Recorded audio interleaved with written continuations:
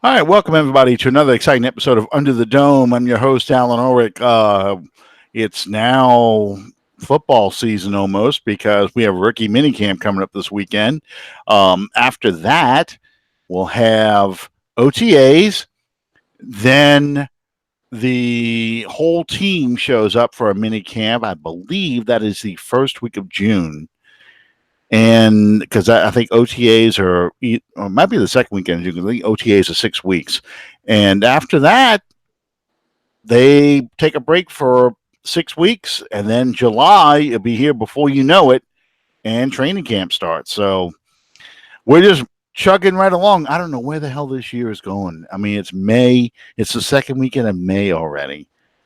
Man, let me introduce my co-host here. While I'm sitting there thinking about how fast this year has moved on. Sean, how you doing tonight? Sean Williams tonight. I'm doing great, man. How about yourself? Man, I just it just hit me the other day. I'm sitting there.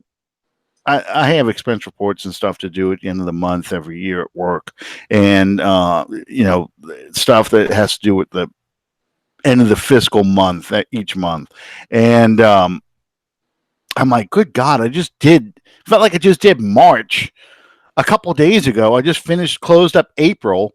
We're in the second week of May. This year is flying by. Well, that's great, though, because that gets us closer to September. Yeah, it gets us close to the grave, too, So there's two ways you can look at that thing. If this season ends the way it should, we can go there because we will have reached the mountaintop. I'll tell you what, if this season ends again, like the past two seasons ended, I've already made this joke. I'm going to die watching a Saints game, and my last words are going to be, these son of a bitches are going to kill me yet.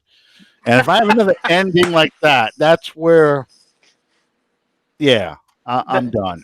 That's kind of like in Attack of the Clones, I believe it was, where Obi-Wan turns around and looks at Anakin and says, one of these days you're going to kill me. Yeah, you'll be the death of me. Yeah, you'll be the death of me. Why do I feel like you'll be the death of me? We hit the Star Wars references early today. There we go. Anyway, we want to thank Fan First Productions for being our sponsor, and we want to invite you guys to subscribe to our show on iTunes and on YouTube and be a part of what we do. Reach out to us. We love interacting with everyone that watches the show. We like to hear what you like, what you didn't like. Don't be hurtful because we are sensitive. Who? Not me. Well, I am. I had my sensitivity removed. Well, the past year. Anyway. Oh well. Yeah, we're not going there. Yeah, no, we're not getting off on that track. Okay, starting out tonight, something that someone has reached out to me about, and I wanted to get your take on it. I believe it was 2 weeks ago. The Saints declined to pick up the option on Eli Apple. Yeah, on the contract that he signed or the contract that he had coming in the middle of the season. Mm-hmm. I'll just put it to you the way that it was put to me and let you expound on it. With us not picking up the option on Eli Apple, does that create a hole for the Saints at cornerback that we should be nervous about? And B, is there any hope that this could be rectified and they still do bring Eli Apple back? Okay, so let's start from the beginning here. First off, Eli Apple is on his rookie deal. The last year of his rookie deal was an option year. Okay, this will be his fourth year in the league. Now the Giants picked him 10th overall. So he is working off of the contract, not only that was slotted to him based on the CBA with the numbers he gets, but they did a kind of like a balloon note at the end where his final option year, if the Saints chose to pick that option up, and all first round draft picks have these option years as fifth year option, which is why first round picks are so valuable to a lot of teams today, because it gives you that extra year to keep a first round pick if you so choose at a cheap contract. The Giants constructed this like a balloon note, so they had low numbers each year till they got to that option year, and it was in this case a $14 million year deal. Okay, so it's 13 point something, but let's just for the sake of argument say it's 14 million. So the Saints said, you know what? We don't want to take that hit of a 14 million against the cap for next year. We've got players we want to sign, most notably Michael Thomas, but we have players that we're going to want to sign. We're not going to pay our number two corner $14 million and have that count against the cap. So they decline the option, meaning he's a free agent next year.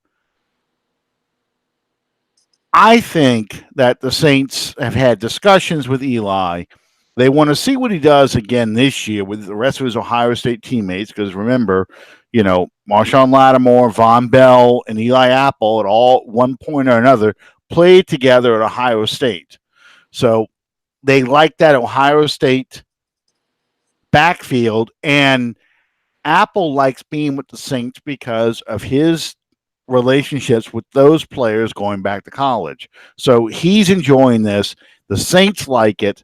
Let's see what he does, and then they'll pay him next year probably what a number two corner they think a number two corner is worth. So is it a risk? Yeah, because let's just say he has a lights out year, 7 interceptions, Pro Bowl, first team All Pro, because the Saints had a fantastic year. You may end up paying him more than if you were just paid the option year to keep or risk losing him to a team that wants to make him a number one corner. I don't really think that'll happen. I think he'll just be a solid number two for us. So you'll probably pay him closer to, I don't know, you could put a deal together, a 4-year deal with $40 million and pay him, between 7 and 10 that first year, which is half of, let's say it's 7, half of what they could have paid him. So I know it's a long answer, but I wanted to make sure everybody understood that option year is what we're talking about, that all players have. That's why, for example, Andres Pete cost $9 million this year, because he is playing out his option year because it's 5 seasons now. He's been since the Saints drafted him. This will be his 5th season because you count the 2015 season. So it's his 5th season. It's 2015, 2016, 2017, 2018, 2019, 5. Okay. His 5th season. So he's playing out his option year. Andres Pete is a free agent next year. So does that make sense? Do you understand where I was going with that? Yeah, it makes plenty of sense. Okay. And like you said, I have to think that both sides have thoroughly discussed this going into it, and they've let him know that, hey, we want you a part of this team, but we're going to have to do it under a restructured deal. Because if I'm not mistaken, the deal that he finished the season in New Orleans with was the deal that he made in New York with all the of it Giants. is, yeah, okay. All of it is. It's the contract he signs, the 10th overall pick in the 2016 draft. Mm-hmm. This is the 4th year. So it's 2016 draft, 10th overall pick, and the Giants structured this contract with a balloon note. Essentially, they wanted that option year. They want to push all the money because the CBA determines what you get paid. If you're the 10th pick of the draft, this is what you're going to get paid. Now, how the team chooses to pay that's up to them. But he gets paid this amount of money, and it's a bit of an increase from the 2015 10th overall pick, and it just goes that way. So there's no such thing as holdouts anymore. There shouldn't be. Joey Boza aside, there's really no such thing as holdouts anymore like there were when you and I were watching Saints players, years ago, back in the day, where players would hold out because they wanted more money.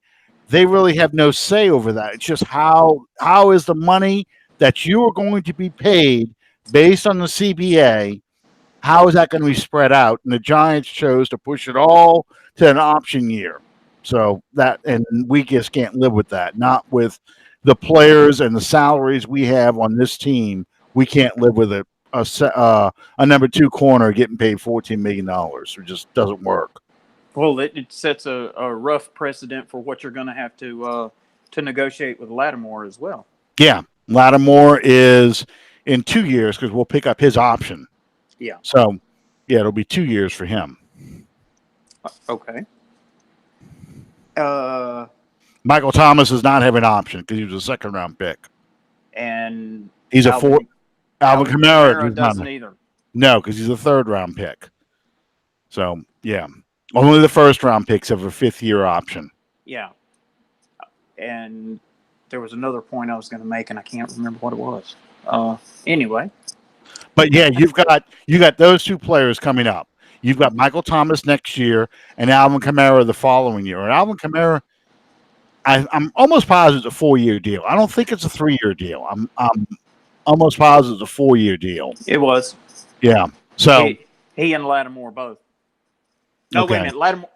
Lattimore's got a 5th-year option. Yeah, Lattimore was a first-round pick. Von Bell is also up next year because he was a second-round pick as well. So,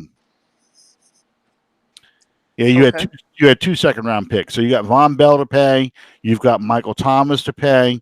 You have Alvin Kamara to pay in 2 years. So and then you don't have a quarterback next year either because Breeze's deal, I believe, ends next year. I know both Teddy Bridgewater and Taysom Hill's deals end. So Bridgewater, you'd have to sign him. And let's just assume that Breeze retires, you're going to sign Bridgewater probably to a starter's contract. Taysom Hill is a restricted free agent. I think he's an exclusive right free agent too, which means he can't sign with anybody else. So you got him to pay. So yeah, you got a lot of stuff. Andrews Pete is gone. Well, his contract is up. So you got a lot of stuff to think about. And Cam Jordan, I think, is going to be ending either this year or this coming year or next year. I have to go back and look, but it's a lot of people. Yeah. I think they have 30 people on the contract for 2020 out of a 53-man roster. Wow. So there's a lot that, everybody sees that big number they have for cap space, but that will get eaten up quickly because you've got a lot of players you got to pay. And we haven't talked about free agents yet, so. Okay, well, now that you bring that up, we've had the draft. We've had the undrafted free agents. Mm-hmm. Theoretically speaking, most of your tentative roster going into training camp should be fulfilled by now. Mm-hmm. What do you see as a whole that has not been addressed that probably needs to be before August? I think on the defensive line, you need a true defensive tackle. Not Malcolm Brown. What the hell is this guy's name? The guy he got with the Giants. I just drew a blank on his name. Hang on a minute. Yeah, I drew a blank too. He's the guy we got from the Giants, and he not him. No, not the undrafted one. Let's see. Here we go. Okay, then we got him. I know, not Malcolm Brown. Mario Edwards. That's who it is. Mario Edwards was signed, and he is a defensive end that is going to play defensive tackle. Now, in the 3 technique spot, we've seen on pass rushing downs, we've seen Cam Jordan slide into that spot. I think he's a real tweener. and kind of because he's a tweener, he kind of doesn't really work great in either spot as a defensive end or defensive tackle, but he'll do. I'd rather see him play more reserve defensive end behind someone like a Cam Jordan or behind Marcus Davenport and let him play opposite of um, Trey Hendrickson. And I'd rather see us try and find a true three technique defensive tackle, either whatever's left in free agency or one of these undrafted free agents they brought in. There's a couple of undrafted free agents they brought in who are defensive tackles. Kenny Bigelow, not Deuce Bigelow, but Kenny Bigelow from West Virginia. And there was one other one too. That guy, Shy Tuttle, is a defensive lineman. He can kind of play a little bit of everything. So, I mean, maybe something out of that. I don't know. But I would like them to sign some defensive tackle to back up Onyemata because we still don't know whether or not Onyemata is going to be suspended or not. So, I think that if that was going to be an issue, we would have known by now. I think so too. I think the Saints know. They just have not been an official announcement, but the Saints are not acting like they're not going to have Onyemata for 4 weeks and not have Rankins for at least 6. And I'm being conservative with that. You know, they may hold him out until the bye week. Yeah, you never know. For me, I'm not gonna say that it's a position of concern per se, but it's definitely something that I would like to see maybe worked out or addressed before training camp, and that's going to be that slot receiver. Nothing really jumps off the page at me when I look at the list of UDFAs that we brought in, and obviously we didn't draft anyone this year to play wide receiver. Right. And I'm not sure just exactly how confident that I am in the Kirkwood. Kirkwood, Austin Carr, all these guys that even Traquan Smith. I would like to see that be the guy because we invested a draft pick in. I would like to see that flourish and prosper. I'm not sure exactly how much faith I have in whether or not that's going to happen. I do believe that we need to have that slot guy. And despite popular belief, and I'm going to ruffle some feathers here, but Dez Bryant is not coming to save the world in New Orleans. Well, we don't have a DeLorean or a police box to bring the Dez Bryant that we would need on this team. Because that Dez Bryant's about 5 years ago, not the guy that went out there today or a couple of days ago allegedly and tried to catch a pass and caught it, but then just slipped and fell right after. You know, that's an old man. Well, I look at it this way. You know, I don't have a problem. Initially, I didn't want anything to do with Dez Bryant. Nothing at all. Mm-hmm. And it had absolutely nothing to do with his skill set. I just didn't care for him as a player. Now, as a wide receiver, two of the most terrifying injuries that you can experience as a wide receiver would be a knee injury or an Achilles injury. Mm-hmm. Those are probably the two hardest injuries for a wide receiver or a defensive back to come back from, because that Achilles, you depend on that Achilles so much for your mobility, for your speed, for your agility, and that's a fundamental part of those positions.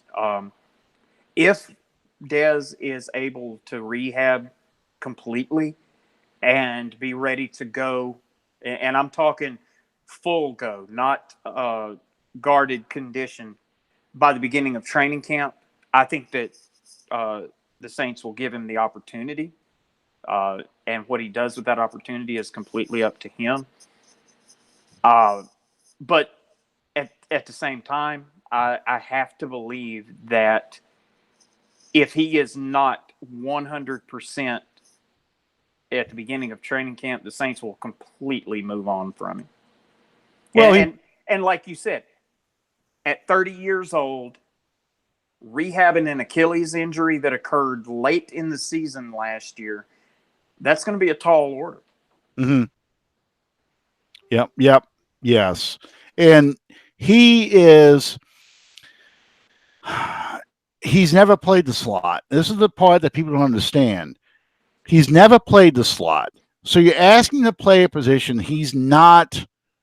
this is not his strength. His strength is playing the X, which is primarily Michael Thomas's slot. That's number one receiver in a West Coast kind of offense.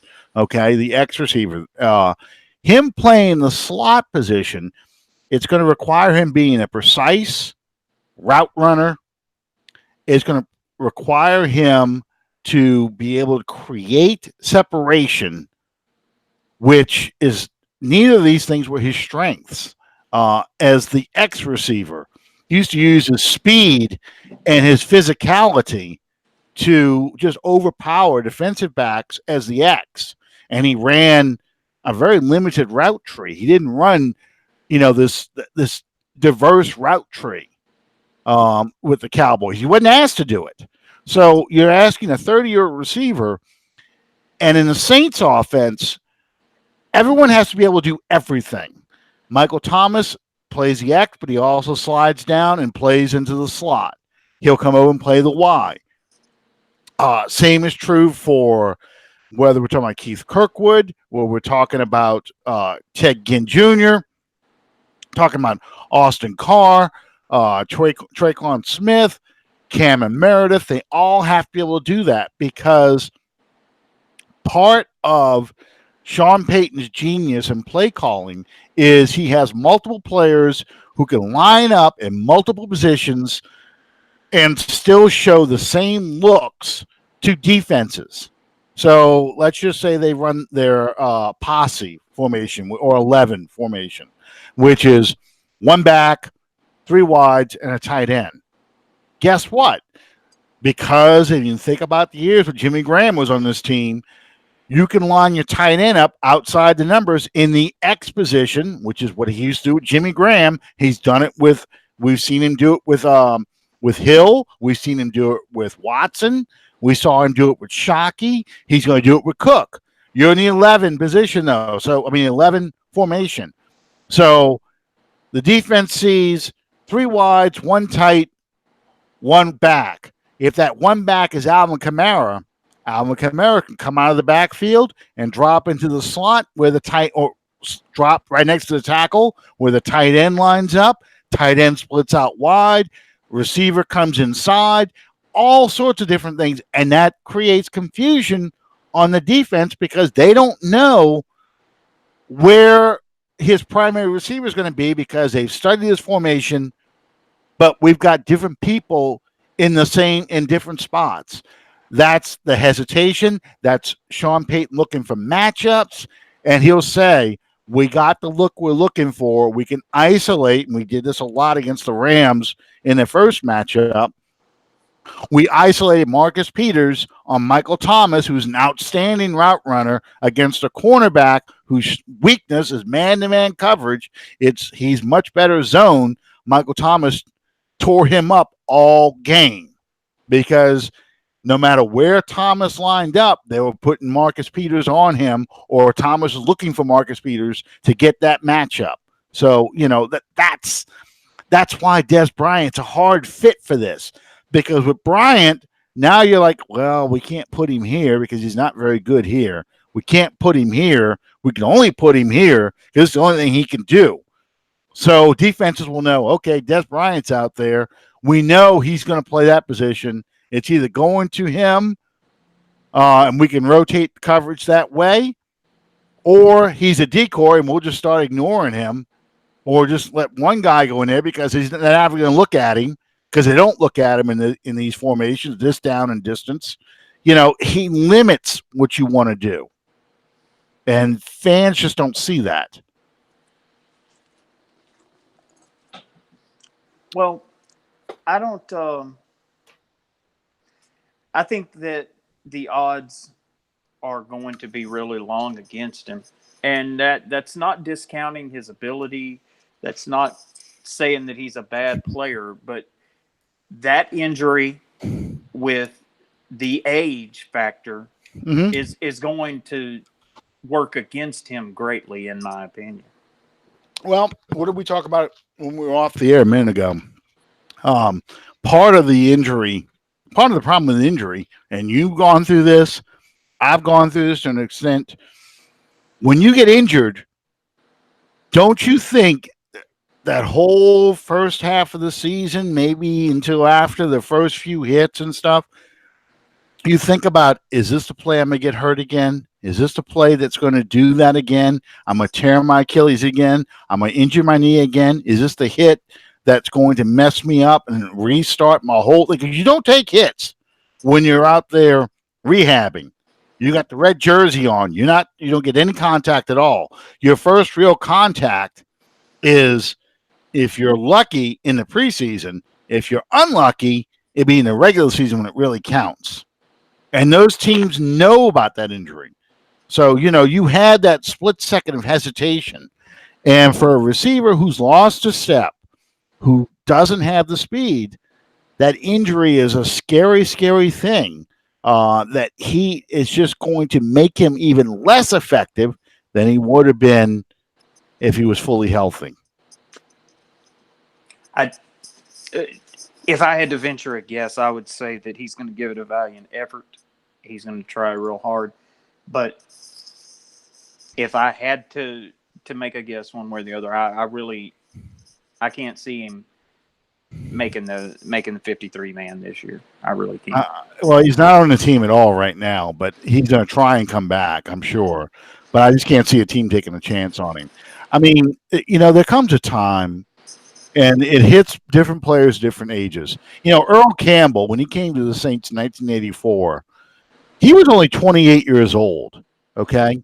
He's 28. But when he showed up on the Saints team, the Earl Campbell we saw looked like he was 45, 50 years old.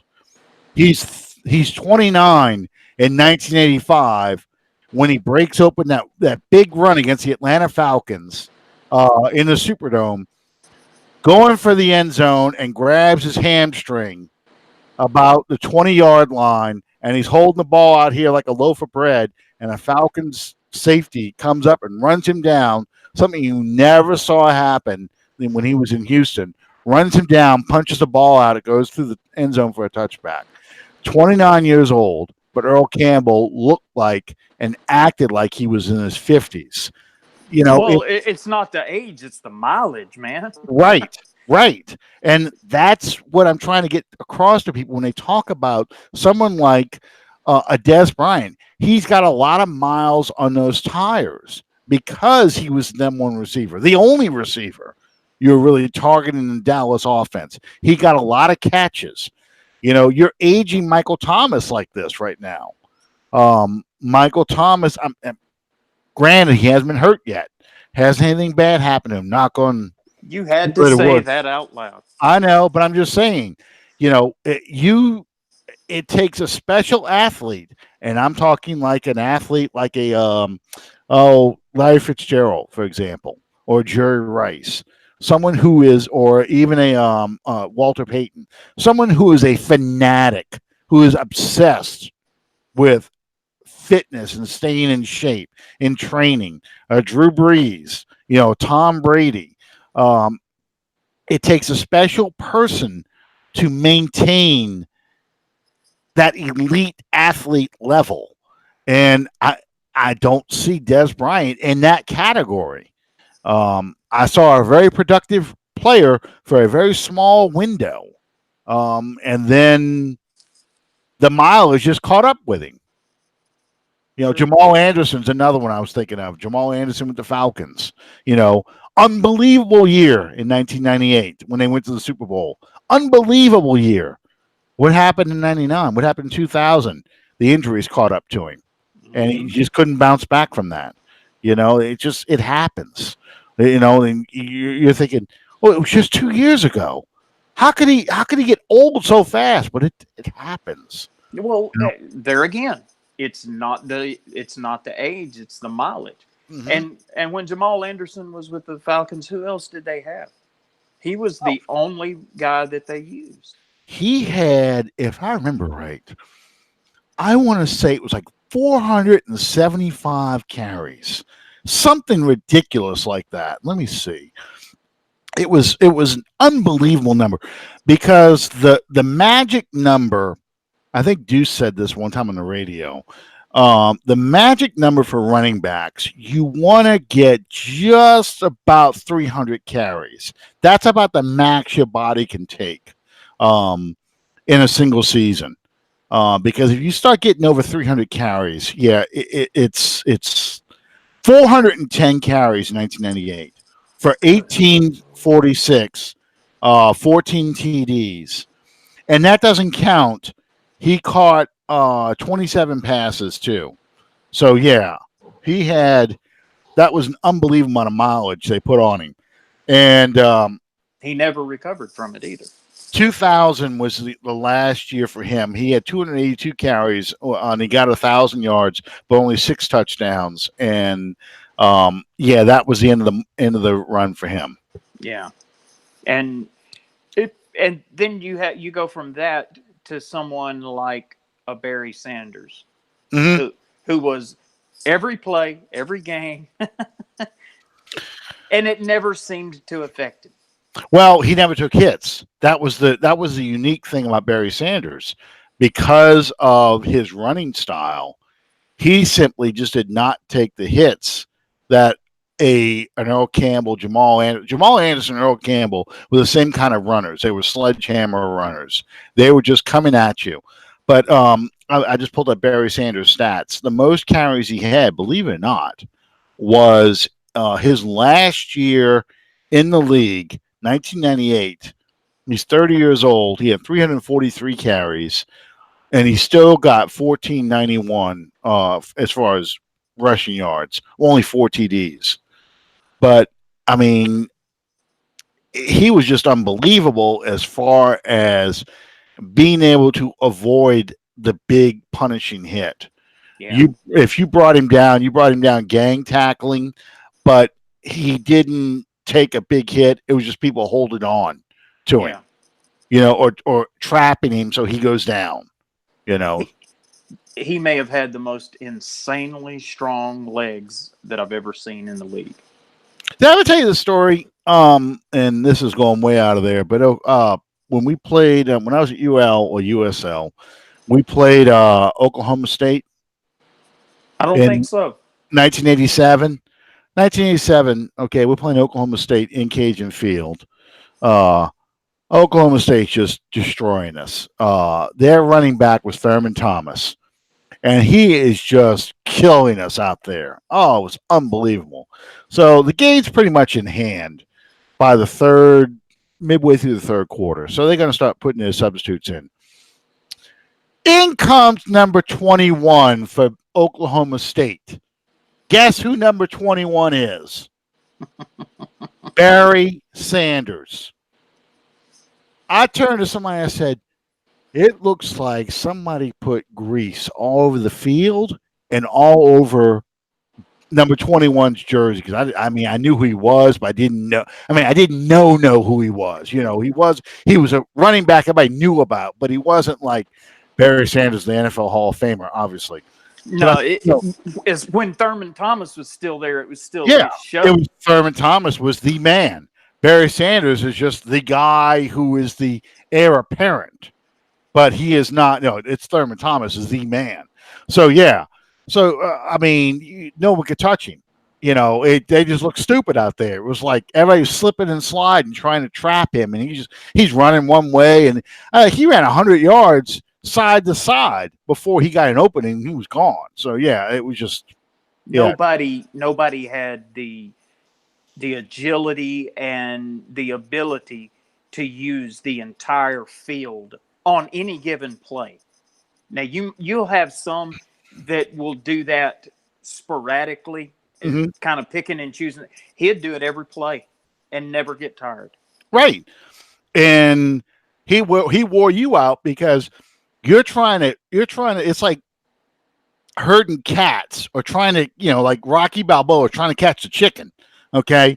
He's running around and then the chicken goes this way and he cuts back and goes this way. Well, the problem with Barry Sanders, he was a fast chicken. So, you think you got him and all of a sudden he's gone and he got past you. The little hole that you left trying to force him back you always want to force him back where everybody else is. He's gone. So, he never got to that point. He got the opening instead of keep going laterally. He just took the hole and was gone. And yeah, I got to see several future NFL stars up close. I saw Brett Favre when he came to play us at Cajun Field when he was at Southern Miss.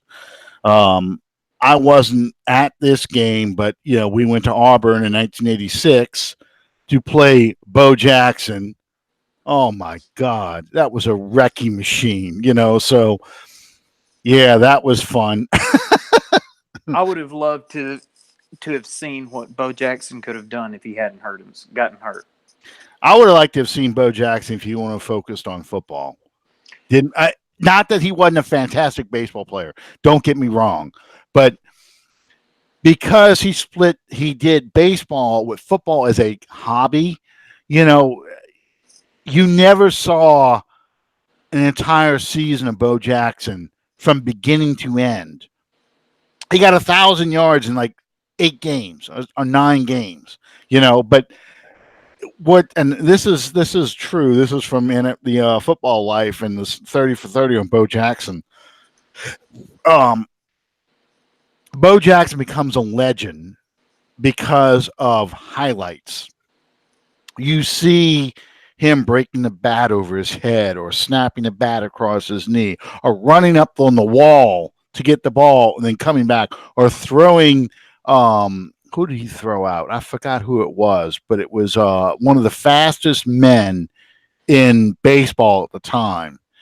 And he was playing for Milwaukee, the Brewers. I can't think of who this guy's name is. I know John Pinto is screaming it at me right now, but I can picture him. I just can't think of his name right now. But from the warning track at the foul pole on the third baseline, that corner, he throws this guy out. The ball is all air. And, he couldn't believe he was out. He's like, where did it come from? Who threw that? And they're pointing way down there at the warning track.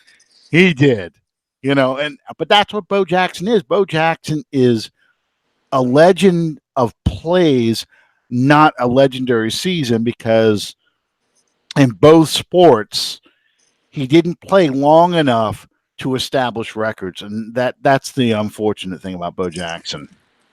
The highlight for me with Bo Jackson was on the football field against the Seattle Seahawks. Oh yeah, but Brian Bosworth, yeah. Bye Brian. Yeah. So when he hit that sideline, he grabbed another gear, and Boz was fast, man, for a linebacker.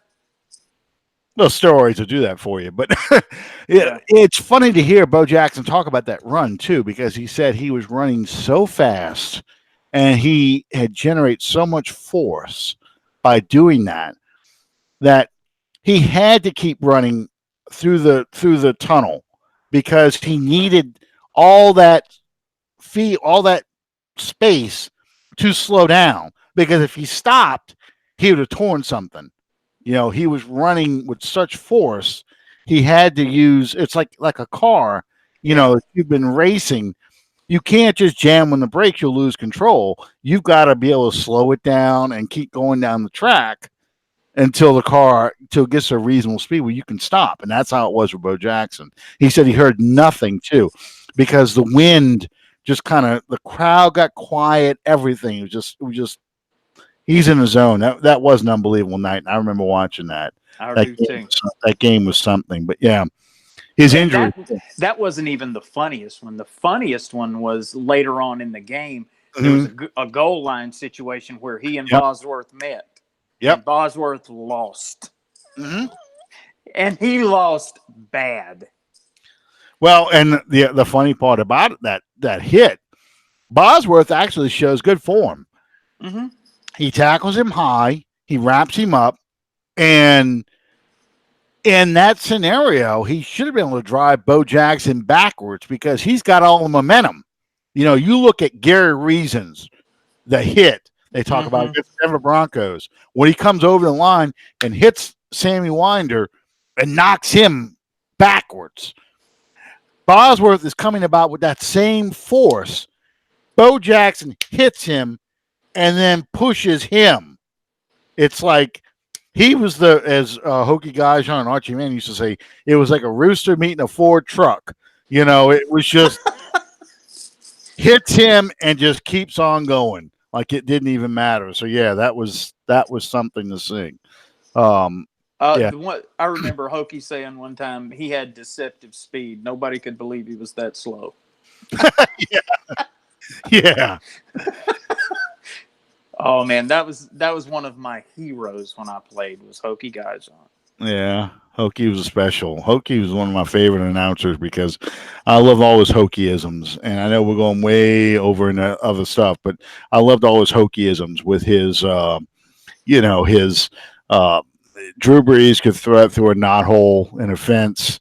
That's always been one of my favorites.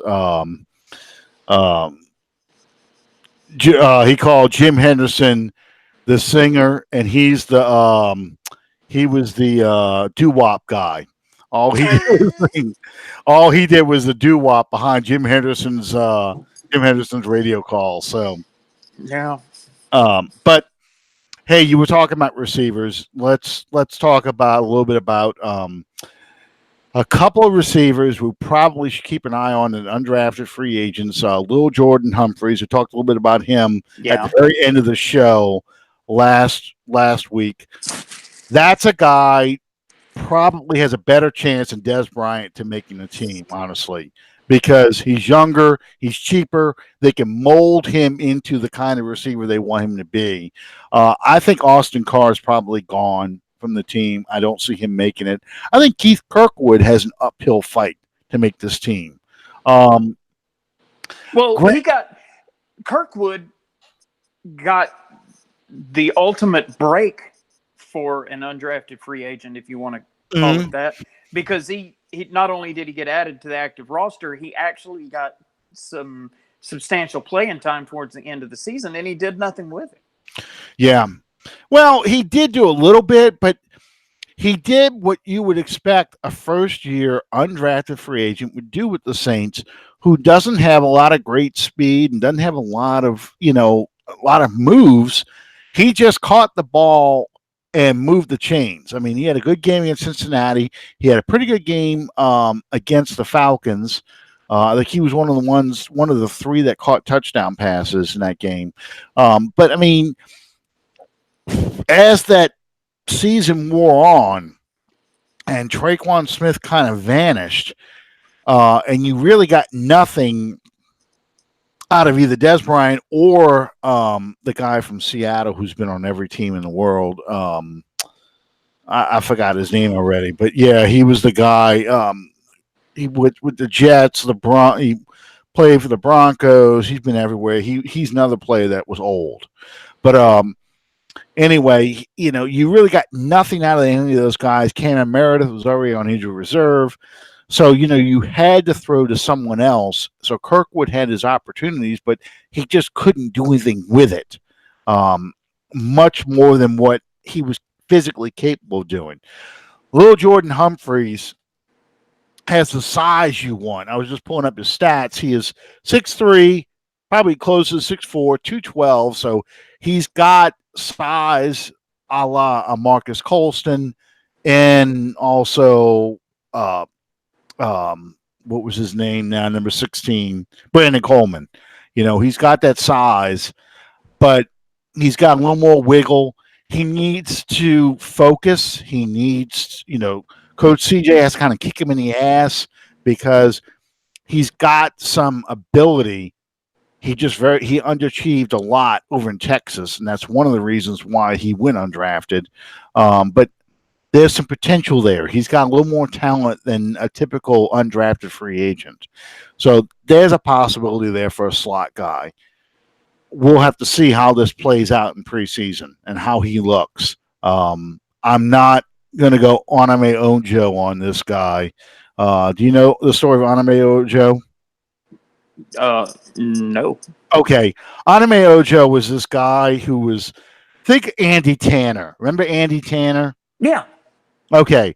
Onome Ojo is this guy who in OTAs and minicamp, when they run around in shorts and T-shirt, I mean, he's just blowing by people, catching everything. Looks just unbelievable. Like he's got Michael Haynes speed with Eric Martin's hands and Marcus Colston's size. Well, when it came down to put the pads on, he was scared to get hit. He dropped everything with shoulder pads on. He looked terrible. Couldn't run routes. But, man, running around in underwear and T-shirts, you look awesome.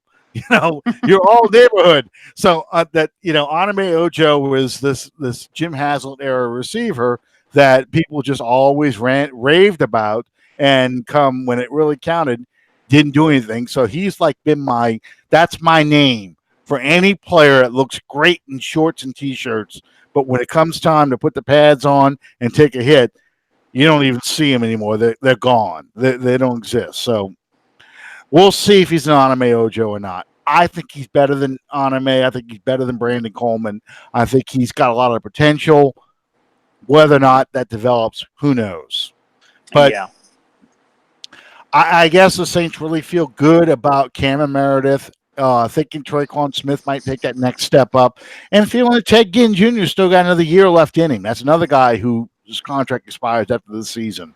But I guess that's where they think the strength of the receiving core is. I'm gonna have a really hard time being able to believe that Ginn is going to be able to put in an entire season. Well, I don't know. There again, the mileage, not the age. Yeah, he can still run a 4.2 supposedly, but the question is, can he stay healthy? We'll see what happens. They need him to stay healthy. They need someone who can stretch the field. Smith has speed, but it does no good if defenses don't respect you that you're going to catch the ball. You got to be able to burn them. I remember the first year that Ginn was here, he brought with him that reputation from Carolina of having brick hands. Yeah. So people didn't really pay attention to him. And I think he may have dropped 3 balls over the course of the entire season. He had a career year. Yeah. And it was the best he's ever had. Last year, I saw him take a small step back in that regard. But, there wasn't a very, very large sample size from last year because he only bookended the season. So, yeah. And that's the problem we have now. There's a couple other receivers they brought in. They got Deontay Harris who went to Assumption. They signed somebody today, but he's more of a return specialist than a field goal. You got to get that. No, we're closed. Sorry. Oh, okay. All right. I just want to make sure. Police looking for you. What that's about. I really, really hope not. Because I'm sitting like under a spotlight right here, and there's a window here going out to that street. There's a window back here going to that street, and it's really dark out there right now. Ah, well, and then you got Simi Cobbs. That's somebody they picked up at the end of the year. Who knows what he can do? So I guess the Saints are just going to. Sean Payton's going to go out there and throw numbers out there and see what happens. Yeah. That's the receiving position. Yeah, I agree. There is a concern. I was disappointed we didn't draft anybody, but at the same time, there wasn't. We didn't have the ammunition. We didn't have the picks really to go and get people because if you were taking a receiver with either the second round pick or that fourth round pick, um, then now you have the concern at safety, you have the concern again at center, and that's what we will be talking about today. So it's 6 one way, half a dozen the other. I think as far as the other positions on the team, though, I think they're pretty deep. One other, I got to talk about Bob's favorite guy for a second here. The running back from Nebraska, the little power punch. I got to make sure I say this dude's name right because otherwise, because I butcher names. You know that. Well, he's got a strange last name. It's like it's like the name you would spell when you have nothing in Scrabble. Look,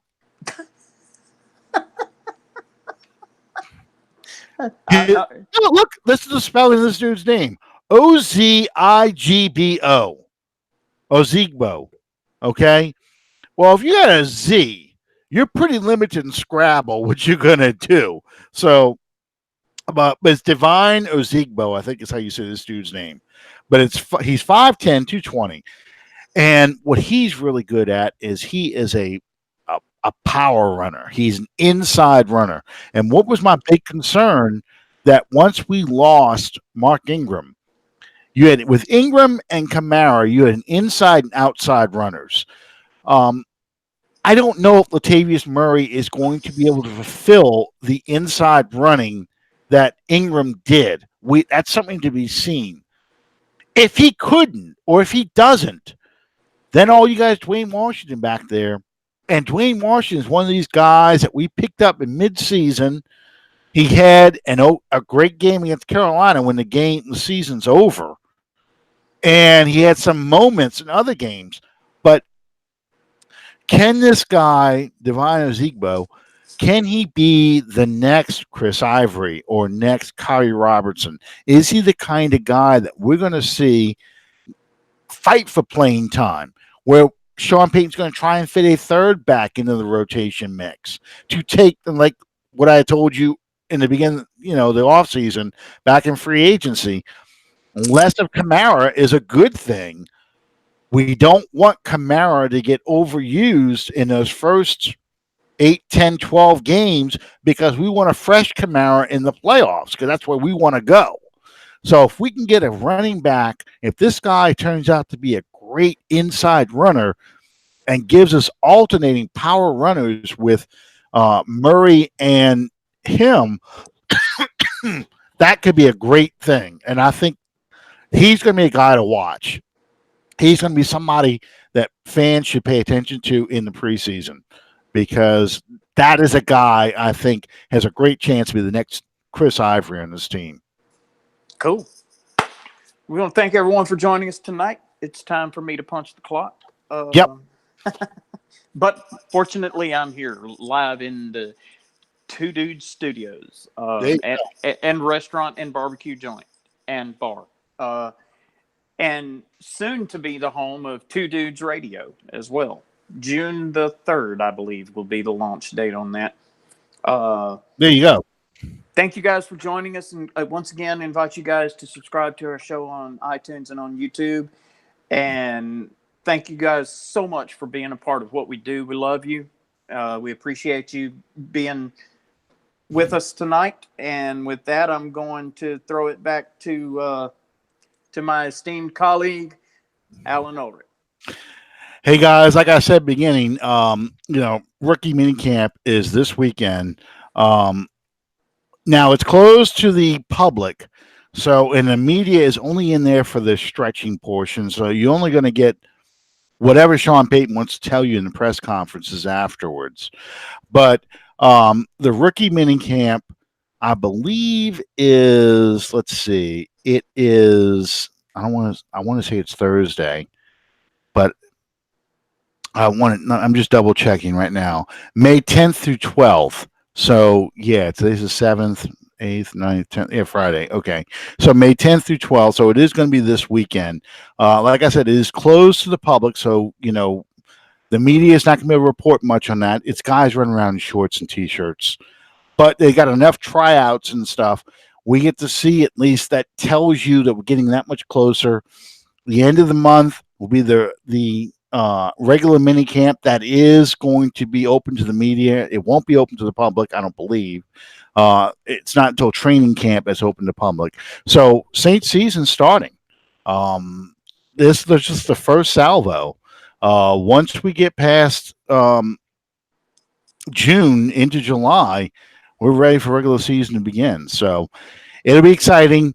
We'll talk a little bit about what they say at rookie minicamp. We'll talk a little bit more about some things that the Saints need to do to get ready for the season, and whatever news comes out over the next week. And I guess that's kind of it. So thanks for joining us tonight, y'all. And we'll see you next time on Under the Dome. Good night, everybody.